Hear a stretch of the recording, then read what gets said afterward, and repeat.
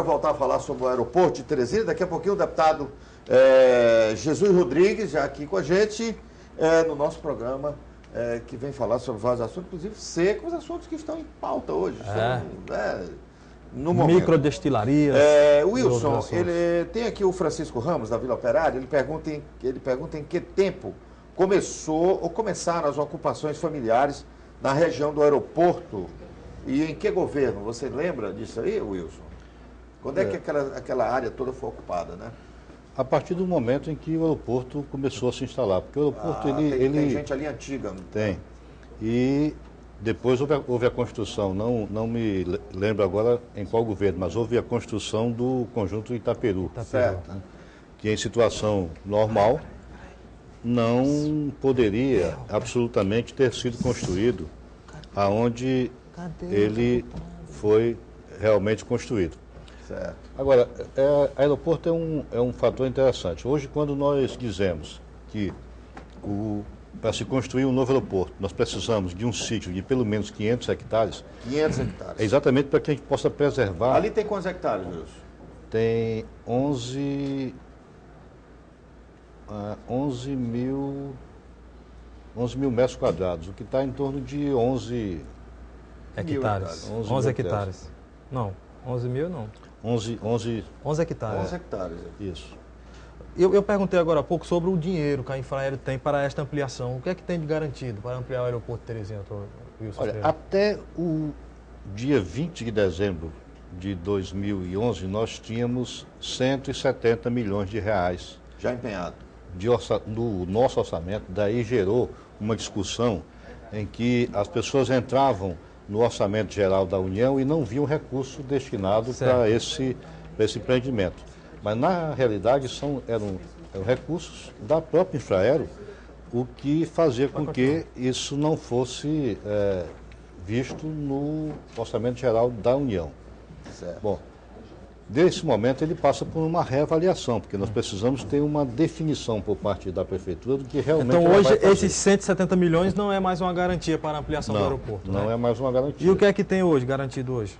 Hoje nós estamos, como nós estamos fazendo pela terceira vez a revisão do projeto, hoje nós temos a garantia de somente de 7 milhões e 580 mil reais que restam para que nós finalizemos essa reavaliação pela terceira vez e nós possamos pagar essa reavaliação do terceiro projeto que nós apresentamos.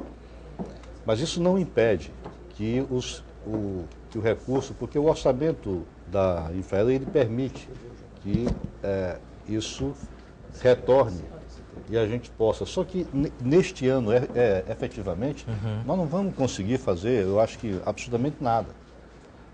Por força de... Ainda não temos uma definição. Então 2012 é um ano praticamente perdido, né? Assim, em relação ao aeroporto de Teresina. Totalmente. Vai ficar como está lá hoje. Totalmente perdido. Então vamos continuar 2012. A exceção de uma pequena obra que nós estamos fazendo, que seria a primeira etapa do planejamento maior, que é a ampliação das salas de embarque e desembarque. Isso a sala de embarque está sendo ampliada. A sala de embarque e desembarque nós estamos duplicando a capacidade das duas. Na de desembarque colocando inclusive mais uma esteira, porque essa confluência de voos em horários semelhantes, isso causa um desconforto enorme, quem desembarca aqui no nosso aeroporto. Então, mas é uma tentativa de minimizar. Tem uma série de decolagens, né, seguidas. Né? Nós temos dois grandes picos lá, de meio-dia às 16h30, 16h50. E à tarde, se eu não estou enganado, às 17 horas, né, por aí, né? Vai até mais ou menos aí. E na parte da madrugada, de meia-noite até as 4 da manhã. São dois grandes picos. Como a aviação é muito concentrada, né, e essa é uma questão que o Brasil precisa discutir, a concentração da malha aérea brasileira, porque, olha só, nós ficamos 8 horas trabalhando intensamente com os nossos picos e 16 horas esperando que aconteça algum outro movimento. Então, é necessário que o Brasil discuta essa questão da desconcentração da malha e da necessidade de um incentivo à aviação regional. Porque é interessante mesmo, naqueles voos, por exemplo, para Brasília, que são estratégicos, eles são todos no mesmo horário, né? Sai um voo atrás do outro, né? É uma disputa de mercado insana. Exatamente. Porque Já estamos recebendo aqui o deputado Jesus. Parece disputa de ônibus de interior que vem para a cidade, né? Eles ficam parando, brigando por aqueles passageiros. Esse é o que meu. estão na estrada, né? Então é uma briga terrível. Eu outro dia cheguei de Brasília, em Teresina, tinham 4 aviões no solo. Quer dizer, super congestionado para uma esteira só. E o senhor deu sorte de não ter o quinto, porque aí o senhor não pousaria. O que já aconteceu. Ou então ia pousar em Fortaleza. Ele passaria, dependendo da companhia que ele veio, passaria para 20 minutos sobrevoando para poder desocupar. O senhor falou uma estrela só, deputado? Você falou 4 companhias? Uma esteira de bagagens. Sim, realmente ali está estrangulado, né? E mais um quinto que era o seu, né? Que estava chegando, né? Felizmente, quase ia para Fortaleza, viu? À tarde nós temos um momento lá no aeroporto que decolam, parece que são 5 aviões. Tem 3 aviões da Gol, são 3 voos da Gol e um voo da Azul. Da Azul, né? Tem razão. Eles saem praticamente um atrás do outro. Decola um, depois do pedacinho, lá vem o outro. Olha, nós poderíamos ter não aceito, não dado o nosso aceite para esses voos.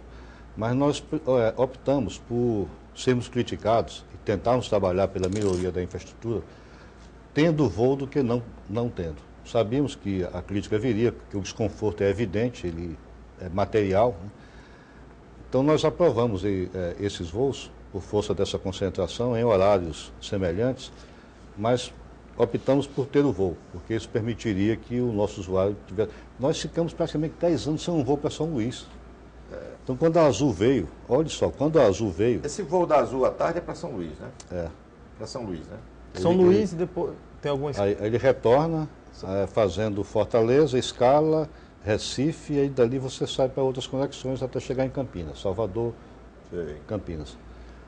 E o voo, aquele voo que nós tínhamos...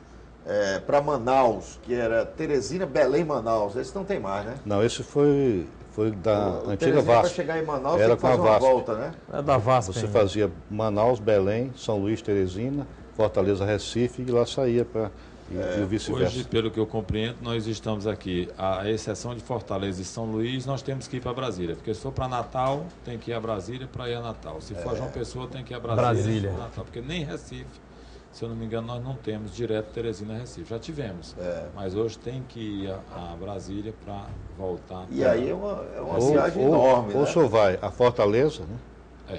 E dali sai para Recife, depois Natal, ou Fortaleza, Natal. Esses voos mas para aí Fortaleza... tudo é conexão, né? Tudo é conexão. Quer dizer, tudo é conexão. Tudo tem que mudar de aeronave, né? Aí você tem um prolongamento de voo, né? De tempo de aeroporto, tempo de voo, às vezes não, na maioria muito cansativo e de um tempo perdido enorme. É verdade. Seguinte, nós precisamos, no universo macro, não aqui, evidentemente, na nossa gestão e na Israel aqui, mas é necessário que se rediscuta, aproveitando até a presença do deputado federal, essa gestão da aviação civil, que é o fortalecimento da aviação regional. Isso vai nos permitir sairmos, então, passeando pelo Nordeste.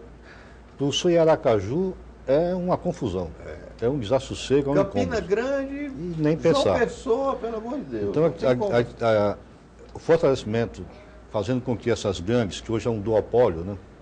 Essas duas grandes companhias, que é interessante, nem a Azul suportou quando ela entrou com um pedido de reabertura da linha para São Luís. Nós estávamos há praticamente 10 anos sem irmos a São Luís, onde nós tínhamos que ir a Brasília. Olha só. Então, ela entrou. Para São Luís tem que ir a Brasília. Com um mês, as duas grandes entraram e baixaram o preço e obrigaram a Azul sair. A Azul saiu. Porque a Gol entrou com a TAM. Sim, por falta de competitividade.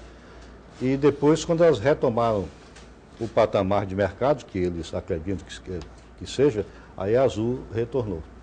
Então, há necessidade do fortalecimento para que não continue a ocorrer o que ocorre hoje com esse duopólio dessas duas grandes, matando uma série de outras empresas, e uma desconcentração da malha. O Estado precisa intervir nisso para que haja efetivamente uma desconcentração da malha, obviamente que respeitando determinadas regras, e, enfim, que o mercado também tem as suas valias, né? Mas é necessário que isso ocorra. Isso tem reflexo aqui. Se nós tivéssemos durante todas as 24 horas uma desconcentração de voos, a não ser assim, termos uma bela praça de alimentação, termos lojas, uma atividade comercial, mas tudo são ações subsidiárias à operacionalidade em si. Talvez a gente não precisasse de ter aí, talvez aumentando o pátio, né? Colocando pontos de embarque, a gente não precisasse ter um investimento da ordem que nós se bem que a nossa casa de passageiro, deputado, ela ficou tão acanhada que alguma coisa tem que ser feita, né? Sem dúvida. E nesse aspecto da concentração, as informações que eu tenho são de que se uma companhia desejar fazer um voo regional de Teresina para Pix e de Pix Petrolina para chegar em Recife, se a agência nacional, a ANAC, não avaliar e entender como correto, ela não concede. Quer dizer, o risco que o empresário está disposto a correr não é concedido. Primeiro, é preciso que a ANAC dê um sim para a sua pretensão. Isso enfraquece o voo regional, porque sem o aceite, né, sem a concordância da ANAC, nenhuma linha é criada por vontade de um empreendedor. Correto? É uma realidade. Isso, né? Verdade. E é interessante, ela deixou de existir, a ANAC, através do seu escritório, deixou de existir em quase 80% dos nossos aeroportos. Tanto que hoje, o passageiro, ele está entregue ao Deus dará, porque ele não tem a quem reclamar. E normalmente, essa confusão termina caindo no colo da Infraero. Porque se a companhia, por alguma razão, aplica o overbook, ele é impedido de viajar, aí aonde eu vou buscar informação? Onde eu vou buscar o meu direito? Isso tem um balcão da Infraero. Mas até a Infraero, um tempo desse aqui, para a gente obter informação aqui em Teresina, teria que procurar São Luís ou Recife, ou Fortaleza. Aí parece que voltaram rapidamente. Voltou. Né? Teve um período que era assim também. Mas isso foi no relacionamento com a imprensa, não na prestação do serviço. Pois é, a própria imprensa, qualquer informação que a gente chegar no aeroporto lá, não, tem que procurar a Infraero. Recife, Você Fortaleza. teve Fortaleza, não teve? Estive, administrei lá em 2000, 2001, finalzinho de 2002. Martins, né? Isso. No aeroporto Pinto Martins. Deputado, hoje nós tivemos uma sessão na Assembleia Legislativa longa sobre a seca. Como é que o senhor está vendo essa situação que hoje o Estado se encontra, né? As pessoas, mais de 50% do Estado nessa situação de calamidade com relação à ausência da água? Olha, e lamentavelmente nós temos que dizer que há uma tendência de piorar. Piorar por quê? Porque se hoje, nesse período, nós estamos em várias regiões com 90% de perda, como as pessoas vão sobreviver até o próximo período chuvoso e até a próxima colheita? Até a próxima safra. Então, é um período complicado, esse agora, que as pessoas ainda estão usando um pouco do que tinha ainda da safra passada. E o reflexo dessa seca vem no próximo ano ainda maior, esse reflexo vai continuar durante todo esse ano. Então, as ações emergenciais, as ações de bolsa estiagem, as ações de seguro-safra, as ações de carro-pipa, todas essas deverão persistir por todo esse ano. Mas aí não são ações tímidas, não são ações assim paliativas? É só paliativas. Olha, sim, mas aí tudo bem, aí você reconheceu que são. Mas... Porque só vai resolver mesmo. Não chegou na hora de bater na mesa, não, deputado? Do governo federal o que nós pedir uma coisa mais precisamos, efetiva? o que nós precisamos são ações estruturantes e estruturantes que, é claro, eu quero dizer de longo prazo. Vou dar um exemplo para vocês. Há muito tempo, o Ceará, em governos anteriores, sempre teve uma boa inserção no governo federal e conseguia, quando não indicava o ministro da integração, o ministro do interior, como era chamado na época, tinha o Denox na mão para perfurar, para fazer diversos açudes e poços pelo interior e faziam principalmente no Ceará. Hoje o Ceará tem vários açudes interligados entre si por tubulação. Eles estão já com um canal sendo construído, que é o eixo norte de transposição do Rio São Francisco, ou hoje chamado de integração de bacias. Quer dizer, o Ceará está mais longe do Rio São Francisco do que o Piauí. O Piauí, ali na região de Remanso, na Bahia, no Lago de Sobradinho, ele está bem próximo, a 200 quilômetros em linha reta, ou menos, de São Raimundo Nonato, com uma barreira, né, de uma serra que, claro, a engenharia tem perfeitamente condições de superar isso. Isso é uma ação estruturante. Hoje existe a aprovação de uma interligação do açude Petrônio Portela com o açude Genipapo. A Petrônio Portela em São Raimundo Nonato e o Genipapo em São João do Piauí. Isso pode garantir água nos dois, mas nós precisamos interligar os outros. E daí, se nós estamos trabalhando para isso, e a bancada do Piauí colocou no plano plurianual, que é de 2012 a 2015, colocou como prioridade a construção, ou pelo menos a elaboração do projeto de viabilidade do eixo oeste, que é a interligação da bacia do Rio São Francisco, que deságua lá em Alagoas, entre Alagoas e Sergipe, deságua no mar, mas que o eixo oeste poderia estar também integrando a bacia do Parnaíba através do rio Piauí e do rio Canidé. Então, isso é ação estruturante. Outra coisa que pode ser ação estruturante seriam as questões das nossas barragens, delas estarem também com suas adutoras funcionando. Nós temos algumas barragens que as adutoras não estão completas, não estão devidamente construídas e que vai chegar o momento em que vai faltar água a 100 quilômetros de distância porque não tem uma bomba de elevação num determinado ponto. E aí nós perdemos ali na região, por exemplo, de Francisco Macedo, nós temos a barragem dos corredores e nós não temos adutora. E pelo Piauí afora são várias as adutoras que não estão concluídas e que nós precisamos concluir. Isso é que eu chamo de ação estruturante. Agora, de ação, deputado, de longo prazo. Já que existe essa situação de nós temos 2 anos, os 2 próximos anos com problemas, o que se fazer agora? Porque de repente o pessoal vai morrer gente de fome e sede, né? Gente de sede, os deputado, não seria a hora da união da bancada nordestina? Que aqui tem que fazer alguma coisa Nordeste, ontem, né? Fazer alguma coisa ontem. E no Nordeste, sabe como? Dos 9 estados, né? Dos 9 estados, do Nordeste aqui, dos 9 estados, 8 estão sofrendo os efeitos da seca, menos o Maranhão. Quer dizer, não seria o momento da própria bancada nordestina? A presidente Dilma, por exemplo, fazer uma visita aqui para olhar de pertinho? Olha, eu estou aqui do lado da vereadora Toninha. Vamos até apresentar, né? Ela a vereadora Antônia Barbosa, Toninha, ex-vereadora e pré-candidata pelo PT do município de Santo Antônio dos Milagres. Tudo bem, vereadora? Tudo bem. Prazer, a senhora está na TV Assembleia. Para mim é um prazer. Boa tarde, Piauí. Fale aí para o seu povo. Boa tarde aqui a todos, ao Piauí, em especial Santo Antônio dos Milagres, né? Quer dizer que esse problema da seca é geral. Lá foi perda quase total no município, né? Tem água para... Tem não. Tem água para beber? Poço tem, mas assim, açude, lagoa, secou todo. Não encheu, né? Esse ano. A população está bebendo do poço. Poço, o chafariz. Cacimbão. Aí de repente até esse poço...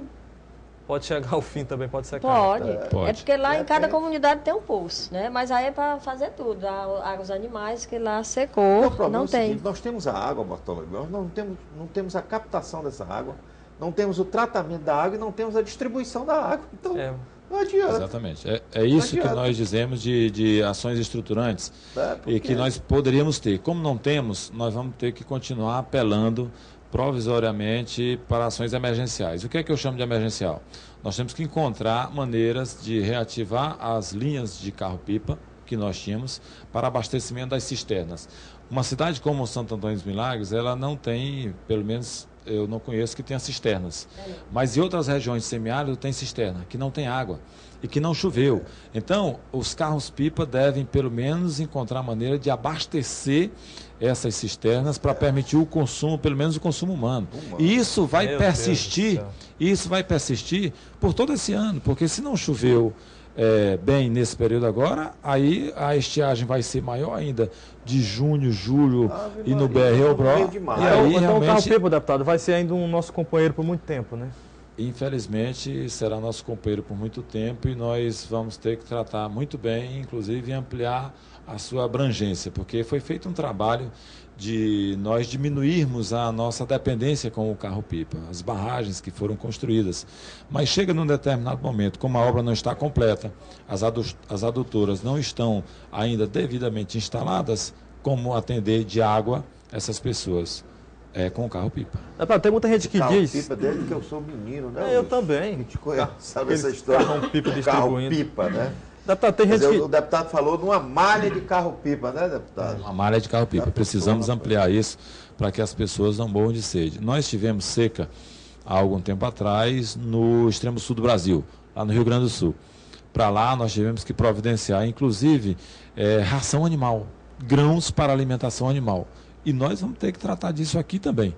Isso foi feito, a bancada do PT do Nordeste esteve reunido com a ministra Ideli, há 3 semanas atrás, aproximadamente, pedindo providências para a edição da medida provisória, da liberação imediata de recursos, para a abrangência maior do seguro-safra, do carro-pipa, que todas essas são ações emergenciais, sem nós descuidarmos da constituição de um grupo interministerial que pudesse estar não só discutindo as ações emergenciais, mas também as ações estruturantes. Inclusive, a presidenta Dilma, é possível que ela esteja aqui dia 25, 26. Aqui no Piauí? Isso, aqui no Piauí, e é possível que ela traga informações concretas para mitigar, né, para diminuir os efeitos da seca. Pelo menos essa é uma vontade da bancada federal. Essa é uma expectativa que nós temos. Não vem e dê uma chuva, igual já aconteceu. Não, mas né, se chover não daquela seca.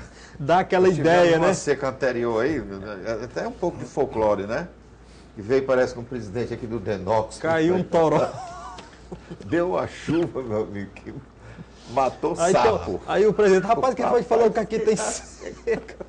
Olha, eu acho interessante, Zé Gomes, aqui a presidência da vereadora Antônia. Eu lembro, vereadora, que há mais ou menos há 2 anos, Santo Antônio dos Milagres ficou entre as 5 cidades mais pobres do Brasil.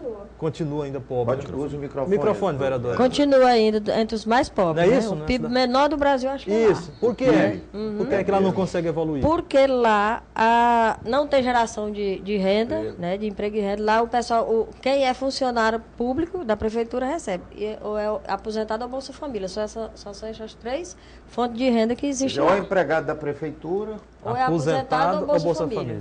Ou é empregado do Estado também. Né? E aí, do Estado lá, se tiver 5 funcionários... Como mudar além do que, se eu não me engano, o território, a área territorial de Santo Antônio dos Milagres também é uma das menores do Piauí. É um dos menores municípios. 3.660 hectares. Qual é o município menor do que Santo Antônio dos Milagres? Eu acho só Miguel Leão. Só Miguel Leão. Miguel Leão. Então, tem essa dificuldade ainda. Olha, entre as ações estruturantes e o que eu tenho buscado, e essa tem sido a minha principal área de atuação, é a questão da agricultura familiar.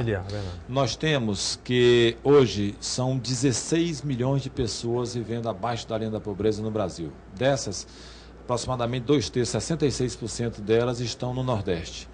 E aproximadamente 75% dessas pessoas são agricultores familiares. Então, nós temos que gerar renda na agricultura familiar. O que é que eu estou trabalhando? A possibilidade dessa agricultura familiar produzir biocombustível. Nós hoje temos a produção de biocombustível, tanto biodiesel como etanol, produzido pela grande empresa. Aqui nós temos um exemplo muito prático, muito próximo, que é a Convap, do grupo Olho d'Água. É uma grande empresa produzindo etanol a partir da cana-de-açúcar. Nada impede que pequenos agricultores familiares possam produzir etanol em pequena quantidade ou biodiesel em pequena quantidade. Então, esse é o trabalho que eu estou desenvolvendo, esse é o trabalho que eu estou fazendo. Sei que nós temos outros deputados que trabalham também nessa área, nós estamos nos juntando para que nós possamos dar passos adiante. Hoje, o grande problema da produção do etanol em pequena quantidade não é o técnico de produzir um etanol de boa qualidade, porque isso é possível. É o problema da comercialização. Porque teria que ser teria que existir cooperativa. Se você produzir etanol no seu sítio, você não vai poder vender para o Bartolomeu. Você tem que ser para o seu consumo próprio ou para o consumo, o autoconsumo, ou pessoal, ou da cooperativa, ou da empresa, ou para vender para ente público. com essa ideia da produção de biocombustíveis pela agricultura familiar, eu apresentei ao Banco do Nordeste que ele resolveu, então, liberar recursos para nós colocarmos a primeira usina de etanol em pequena escala na cidade de Palmeira do Piauí. Conheço Palmeira. No sul do Piauí, lá próximo de Cristino Castro. Então, lá é uma cidade que tem várias associações e várias cooperativas para a produção de cachaça. A sobra da cachaça, que nós chamamos de cachixi, era desperdiçada, jogada fora.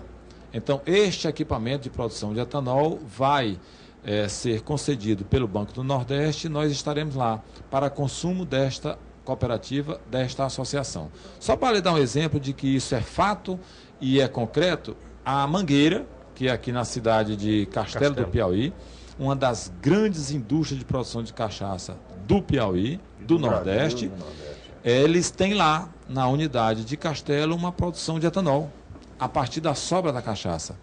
E a cidade de Palmeira do Piauí hoje produz equivalente, em termos de litros, à cachaça Mangueira. E lá também agora vai ter um equipamento para produzir em torno de 300 litros dia. Então, nós queremos ampliar essa produção. Vou dizer, a segunda cidade para onde nós estamos trabalhando é a cidade de Boa Hora. Cidade de Boa Hora produz rapadura. As pessoas vivem lá num ritmo. As pessoas vivem lá num ritmo de trabalho, ex-vereadora Toinha, que europeu tem inveja. Eles trabalham 2 dias por semana. Por que eles trabalham 2 dias por semana? Porque não tem mercado para consumir rapadura se eles trabalharem 3, 4 ou 5 dias. Vamos parar a produção aqui, que senão... Então, diminui a produção de rapadura porque café, não tem para quem vender tanta rapadura. E o que é que eu estou querendo? Colocar o excesso de cana que tem na cidade de Boa Hora para produzir etanol. Deputado, eu estou lembrando aqui, você está falando na agricultura familiar, e eu estou lembrando, e muita gente pode estar lembrando também, principalmente quem está no sul do estado agora, daquele projeto lá, da Mamona, na região de Eliseu Martins e Canto do Buriti, o biodiesel. Aquele projeto não deu certo. Do Alberto Silva, né? Não, o projeto recente. Que ele é posterior ao Alberto Silva. Alberto Silva já falava disso antes daquela usina. Eu queria só, aqui num município como Santo Antônio dos Milagres, se você pôr na sua mente uma paisagem do Rio Grande do Sul. Qual é a paisagem que você vê nas pequenas propriedades do Rio Grande do Sul? Plantação de uva. Eles produzem uva para produzirem o vinho, ou o vinho artesanal, ou o vinho para a cooperativa. E são várias as cooperativas que produzem vinho. Mas aquela família tem uma renda, porque ela tem uma parreira, chega o momento da colheita, ela pega a uva, entrega para a cooperativa, que a cooperativa é sua também, ou produz o seu vinho artesanal, ele gera renda. Vereadora Toinha, se nós tivermos lá na cidade de Santo Antônio dos Milagres um equipamento que produza 300 litros de etanol por dia e nos arredores da cidade os agricultores familiares pudessem ter lá 3, 4 hectares de batata doce, é a minha preferida para a produção de etanol. Eu digo a batata doce porque na Europa se faz álcool de beterraba. Nos Estados Unidos eles fazem álcool de milho. O Brasil faz de cana, mas é possível produzir da batata doce, é possível produzir da mandioca. Então imagine que cada um dos pequenos agricultores de lá possam ter 3, 4 hectares de batata doce para produzir etanol.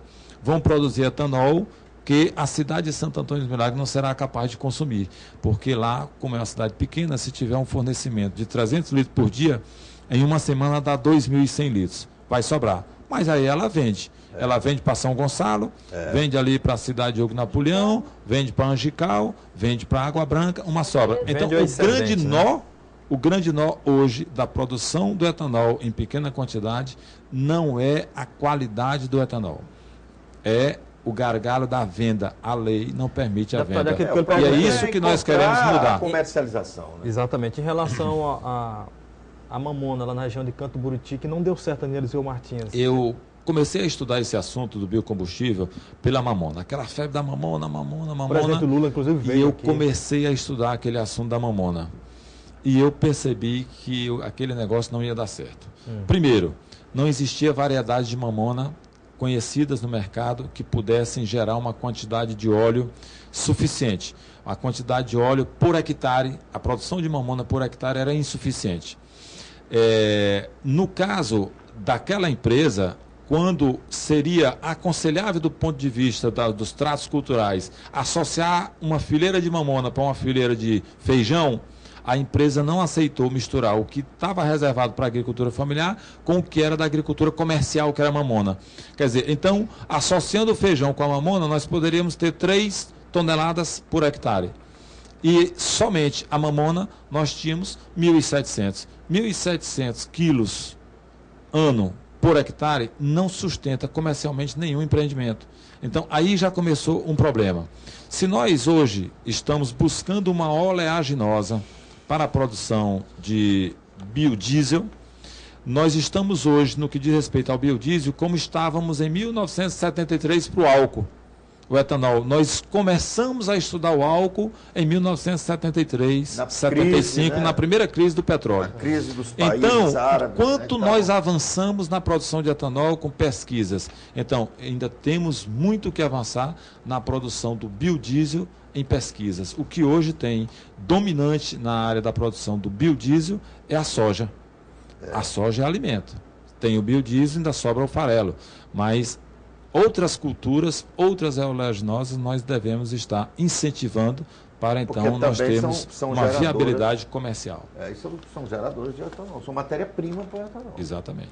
Aí tem gente pensando assim, matéria-prima para o biodiesel. Só para deixar claro, nós temos o biodiesel, que é o óleo para automóvel feito de plantas de energia renovável, né? De cultivada. E o etanol é o álcool feito também de culturas renováveis. Como a cana de açúcar. Nós estamos aqui conversando com o deputado federal Jesus Rodrigues e também com a Toinha, que é ex-vereadora lá do município de Santo Antônio dos Milagres. Um abraço aí para Santo Antônio e toda aquela região. E com o superintendente do Infraero, que é o nosso prezado Wilson Estrela. E eu quero agradecer a sua audiência, a sua atenção, o nosso programa que atinge praticamente todo o estado do Piauí, através do som e da imagem da nossa TV Assembleia. Bem, deputado, como é que o senhor está analisando a situação hoje política lá no Congresso? CPI, com uma série de escaramuças que estão acontecendo lá por Brasília. Olha, a CPI ela vai ocorrer, ela vai gerar informações e, a partir dessas informações, decisões serão tomadas. Ela não será uma CPI para não gerar frutos, para não gerar resultados. Ela terá resultados e esses resultados virão no tempo adequado. Ela, hoje, eu não acredito que ela se torne aquele assunto que vai dar grande popularidade. Não, quer dizer, ela não vai ser o centro das atenções do Congresso. O Congresso tem outros assuntos, outras pautas importantes para serem decididas e nós não podemos paralisar o Congresso para uma CPI. A CPI vai existir e vai apurar. Mas, olha, nós temos, por exemplo, a PEC do trabalho escravo, que poderia ter sido votada na semana passada, mas foi jogada para o dia 22. E nós temos uma coisa de interesse do Brasil e que deverá entrar em pauta. Esperamos que ainda esse semestre, se não deixar pronto para o início do segundo semestre, que já é um período de eleição e mais complicado, que é o pré-sal. A distribuição dos recursos do pré-sal.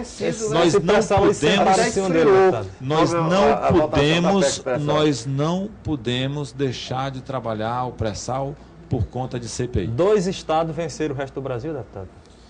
Não é isso. Nós precisamos dar seguimento à discussão que está sendo feita. A discussão vem sendo elaborada, o relatório do deputado Zaratini já está elaborado, inclusive numa engenharia muito boa que ele fez, que não contempla por 100% o Rio de Janeiro, claro, mas também não gera prejuízos, os outros estados vão ter também a sua participação, mas este assunto do pré-sal, ele está por se concluir para ir à votação. Nós temos um pedido de votação do veto do presidente Lula ainda, nós temos um pedido de votação do projeto de lei que veio do Senado, elaborado pelo senador Vital do Rego, pelo Elton Dias e Vital do Rego. na relatoria, que foi para a Câmara também, já tem um pedido de urgência para apreciar esse decreto, esse projeto de lei, se não me engano, é o 2565. Então, esse assunto pré-sal é um assunto que ele tem que ser prioritário em relação à CPI. A CPI tem tempo para nós irmos coletando as informações. Parar, né, não vai parar a CPI, nacional, nem vai parar o Congresso. Esse ponto de equilíbrio é que nós precisamos ter. Bem, eu quero chamar a atenção aqui do nosso amigo Jairo, mas Verón. Hoje é o Verón. Muito obrigado, Verón. Essa pesquisa está sendo divulgada agora, lá da cidade de União. Pesquisa Gustavo Medeiros, 46, Zé Barros, 30 e Paulo Henrique, 11. Pesquisa para a Prefeitura da cidade de União, que assiste, obrigado, Verón, assiste a TV Assembleia. Vamos pedir, inclusive, o Verón para passar aquela barra com as informações sobre os canais e as cidades que a TV Assembleia já está com o seu som e a sua imagem. Vamos só confirmar na cidade de União, canal, União. Você lembra aí de cabeça? Não lembro não. Canal Roberto, de União. Bem, já então nós vamos divulgar. Zé Gomes, só uma informação sobre essa... Canal 15, na cidade de União. Só uma informação sobre essa pesquisa. Gustavo Medeiros é ex-prefeito de União. Perdeu, inclusive, para o atual prefeito Zé Barros. Zé Barros, que é do PT, do partido do deputado... Jesus Rodrigues, deputado. Vou trabalhar com o Zé Barros. As pesquisas são uma imagem do momento. Nós teremos ainda as ações e a campanha em si para nós esclarecermos a população de União, para fazermos um debate com a população, para ver o que caminho a cidade deverá estar tomando, pela escolha, claro, dos seus habitantes. Beleza, nós temos aqui o nosso Wellington lá do Pirajá. Um abraço aí para o Wellington, está parabenizando aqui o programa pela discussão sobre gnoses, viu, Bartolomeu? Gnose. Assunto anterior. Nós temos aqui uma pergunta para o Wilson sobre o aeroporto Teresina. É aquela pergunta clássica da população hoje, está todo mundo perguntando, até quando nós vamos ficar com esse aeroporto que nós temos hoje, que não oferece praticamente condições para nós. O Super disse que este ano não tem mais reforma, né? Então, você até já respondeu, né, Wilson? O telespectador está perguntando sobre o que vai acontecer no aeroporto Teresina nos próximos dias. Você tem condição de responder isso aí? Olha, eu acredito que este ano, até porque o processo de finalização da última reavaliação do projeto demanda tempo, né? Em função também de algumas restrições que possam haver relativo ao ano eleitoral, né? As eleições. Nós acreditamos que esse resto de ano será para que nós possamos finalizar algumas pequenas dificuldades, alguns entraves, para que o ano que vem a gente entre aí com bastante força. Não é possível, já essa pergunta aqui para todos, não é possível, o problema de tirar aquelas pessoas dali, o problema da desapropriação. Não é possível desapropriar, não? Pelo menos diminuir, aumentar aquela área ali? Não, o prefeito tinha desapropriado antes e voltou atrás. Até onde a informação que eu tenho é que não haverá mais nenhuma desapropriação. Então o terreno vai ficar naquela condição. Vai se buscar uma outra área para a construção de um novo aeroporto, para a cidade de Altos ou para aqui no rumo de Demerval Lobão, mais uma área maior, no nível mais elevado, porque aeroporto construído em região baixa dificulta muito o acesso. Demora quanto tempo para terminar a construção de um novo aeroporto? Entre 10 a 15 anos, saindo tudo normalmente. As licitações, se tudo andar bem, projeto andando, que normalmente atrasa, né? Olha, veja, daqui a 15 anos nós não 10 estamos a voando mais 15 aviões anos. aí. Mas o nosso outro tipo de avião. Nosso coordenador, doutor Wilson Estrela, ele deu a solução para melhorar muito a situação do aeroporto. Dilui os voos. Nós temos concentração de voos. De manhã cedo, cheio, e de noite, aí pela meia-noite ou à tarde. Se esses voos chegarem ou saírem daqui por intervalo de 1 hora cada um, ou 2 horas, nós não vamos precisar de uma estrutura muito maior do que essa. E vamos construir um novo aeroporto. O ideal, eu não sou um técnico na área, que se nós pudéssemos ter uma outra pista de taxiamento, que o avião pudesse estar fazendo, como hoje no aeroporto de Congonhas. Tem a pista de aterrissagem, de decolagem, mas tem a pista de aproximação. Hoje, essa pista de aproximação ela não existe. Em Congonhas, um avião pousa a cada 3 minutos. 2,5, 3 minutos. Aqui em Teresina, nós estamos muito longe dessa etapa. Por mim, nós construiríamos... Cidade, né? Exatamente, nós construiríamos... em cima da avenida. Buscaríamos condições para... Faria Lima, né? Faria Lima. Buscaríamos condições para ter a pista de taxiamento, a pista de manobra até chegar na cabeceira da decolagem. Então, isso aí já permitiria com certeza uma ampliação muito boa. Dilui os horários e pronto. Dá para fazer essa pista? Essa informação eu não tenho como exata. O nosso projeto, a nossa proposta inicial que gerou o decreto, né, ela contemplava uma pista auxiliar.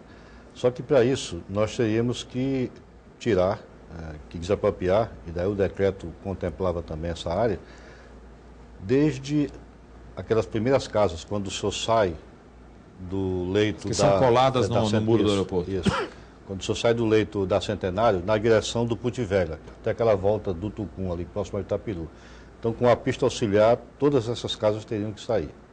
Quando nós refizemos o projeto a pedido do prefeito, nós ficamos apenas com uma parte, que é essencialmente comercial, são pequenas atividades, que nós propusemos, inclusive, fazer algo semelhante ao shopping da cidade, mas como um centro de serviço.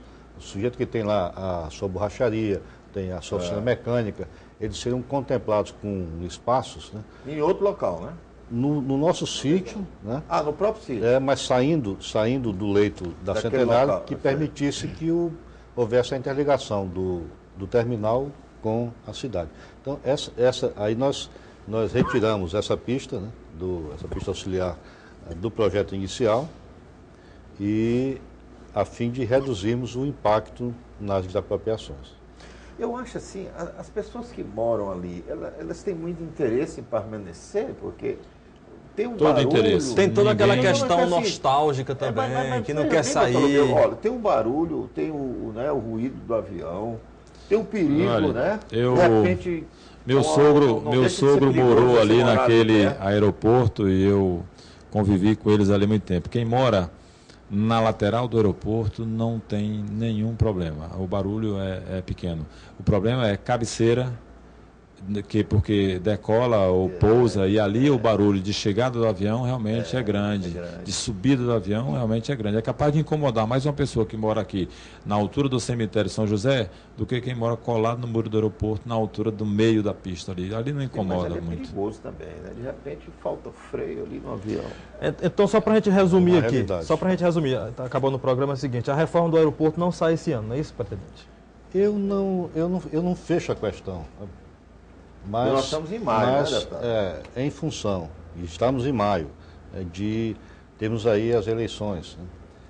E após isso, sobra pouco tempo para que efetivamente as organizações públicas trabalhem com resultados, né? Que aí sobra novembro e dezembro. Eu acredito que este ano será uma fase que nós temos que buscar uma alternativa. Se vamos para um novo aeroporto e não fazemos nada nesse, mas aí temos que ter o recurso, que é da ordem de 1 bilhão e 200 milhões de reais. 1 bilhão e 200 milhões no novo aeroporto. E temos que começar isso, né, agora. E verificarmos de que forma podemos ir viabilizando com alguns arranjos, com alguns outros, alguns puxadinhos, que nos permitam ir sobrevivendo, o que eu acho muito difícil. Sem desapropriação, nós não vamos aguentar, por menor que seja, e nós já propusemos isso. É complicado. Nós não vamos... e tem mais agora, é um processo realmente muito complicado, mexe com o lado afetivo das pessoas. Tem a parte comercial, né? Que agora, nenhum gestor, aí eu ressalto, nenhum gestor hoje faz qualquer processo sem agradar ou desagradar algo, né? Urbana, sem que não seja preciso fazer um lote considerável de desapropriação. Ele não faz viaduto, ele não faz... Lagoa do Norte. Foi preciso mexer com aqueles oleiros que estão lá. A ponte estaiada aqui, Teresina só saiu depois de desapropriar muita gente, a ponte estaiada. A ponte estaiada ainda hoje não tem a obra-prima deles está ali. As alças aqui, norte, né? Não tem ainda, só tem as alças do outro lado. Nós temos... eu fico dividido também, mas vejo que há necessidade de nós buscarmos aí uma alternativa. Uma situação que merece, né? Então, bem, já resumindo aqui, fazendo a parte conclusiva do nosso programa, nós gostaríamos de deixar bem à vontade aqui a vereadora Antônia Barbosa. Então a senhora quer trabalhar mais uma vez para esse povo lá de Santo Antônio. Para ver se as coisas... Quer mudar o perfil do município. Mudar o perfil, ver se a gente consegue gerar renda para aquelas famílias, para o município. Botar o povo para trabalhar, né? E sair, né? Como o deputado Jesus falou, né? A plantação de batata doce, mas cadê a água? Olha. Né? Daqui a 2 anos... A terra é boa para batata? As terras são muito boas lá. Boa, né? Aí o que precisa? Eu acho, na minha opinião, que irrigação, fizesse os poços para irrigar, né? Era já um meio de melhorando a qualidade de vida das pessoas de lá. Irrigação. Né? Irrigação. E a água vinha de onde? Cavando poço. Cavando. Mas para fazer irrigação. É uma profundidade. É 120, 150 metros. E a água é boa, né? Água boa. Boa para beber. Porque, do contrário, não tem nem como começar a trabalhar agora em alguma coisa. Esperar sempre o inverno, né? Esperar o inverno. Senão não dá nada. Né? Rezar para São José. Porque lá, Lagoa, Açude, está tudo seco. A senhora foi vereadora, né? 3 mandatos. A senhora foi uma mulher que veio realmente candidata do agora campo? Prefeita? Do campo. Candidata a prefeita? Sou candidata pré-candidata, né? Pré-candidata a prefeita. Boa sorte. Vim da roça. Trabalhei de roça. Mas a senhora chegou a pegar na enxada ou só orientou? Enxada, trincha, tudo. O que é trincha? Eu sou do interior, não tenho falar em trincha, não. Assim de limpar o mato. Né? Tem a enxada e tem a trincha, que é de cortar a moita. Não, o deputado aí... Ela pode ser chamada de foice. A trincha é outro, mas é menor, não é para um mato. Eu conheço a foice, o chacho, o como a trincha. Pois é. Tem. Você pode ver bem no Mercado Central que tem lá para vender. É um termo novo. Bem, Wilson, só para concluir para as pessoas de Teresina, do estado que estão nos acompanhando com relação a essa história do aeroporto. Então, eu entendi que está tudo parado, né? Mas tem uma reunião amanhã, Zé Gomes, em Brasília. Não, é porque... Pode ser que tenha novidade. O prefeito, tem um ato do prefeito voltando... Revogou. Ser feito anterior. Não tem recursos empenhados? Tem? Como é que está isso aí? Então, esperar até o final do ano, que você falou, né? Aliás, tem essa reunião amanhã, né? Nós vamos ter essa reunião amanhã para ver se encontramos aí uma solução, uma alternativa, um caminho. Os recursos, eles estão disponíveis no macro orçamento da Infraero. No macro orçamento. Não é coisa específica para cá. Nós tínhamos, como te falei antes, nós tínhamos até o dia 20 de dezembro, nós tínhamos 170 milhões disponíveis em 4 anos para que houvesse esse investimento. Não usaram? Obviamente que a empresa já deslocou isso para aeroportos que já começaram suas obras, enfim. Eu ainda acredito que acho que nós não esgotamos ainda as possibilidades. Vamos conversar, vamos dialogar, vamos buscar alternativas que atendam. Obviamente não vamos poder atender a todas as ansiedades. Essa é uma coisa que não passa pela cabeça de ninguém. Entretanto, ainda acredito que a gente possa fazer, como piauense, como teresinense, enfim.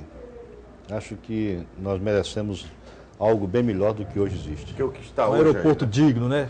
Bem, vamos aqui, a conclusão aqui com o deputado. Zé Gomes, antes da conclusão do deputado Jesus Rodrigues, eu tenho aqui uma pergunta, deputado, rapidamente aqui, 30 segundos. Um projeto que tem em Colônia do Gurgué, da Codevasf, toda vez que eu vejo aquele projeto, me dá assim, um sentimento de tristeza, que é uma área... Terra dele, do Batata. Pois é, porque é uma área produtiva, acho que o deputado até conhece lá, o projeto de leite, de criação de peixe, de uva. Está praticamente abandonado lá. Diga alguma coisa sobre aquele projeto, deputado. Aquele ali é o projeto Hildo Diniz, foi idealizado por ele quando o saudoso Hildo Diniz comandou a Codevasf aqui no Piauí. Nós temos hoje a necessidade de menos de R$300 mil para concluir a parte de irrigação. São bombas que precisam ser colocadas lá e uma parte de energia elétrica. Isso aí, nós estamos negociando junto à Codevasf a conclusão desse projeto lá. Inclusive, como deputado federal, destinei já a emenda para comprar um trator. Justamente para começar a arar aquela terra, gradear, trabalhar a terra lá do perímetro irrigado de Colônia do Gurgué. É uma área riquíssima, lá não falta água, vereadora, tem água muito fácil, tem rio, tem perfeitas condições de ali se tornar um centro de produção. Mas falta pouco, R$300 mil e nós deveremos concluir aquele projeto lá. Tá bom, deputado, muito obrigado por sua vinda aqui ao programa. Nosso tempo Quero me colocar sempre à disposição de vocês. O senhor está sempre tentando e propondo, né, melhorias para esse Estado, né? Deputado de primeiro mandato. Estranhou alguma coisa lá em Brasília, deputado? Como é que é o deputado chegar assim, primeiro mandato? Não, nós chegamos ainda por aprender muita coisa. Nós sempre estamos aprendendo, mas fico satisfeito de ter conseguido fechar o primeiro ano com 100% de presença. Okay.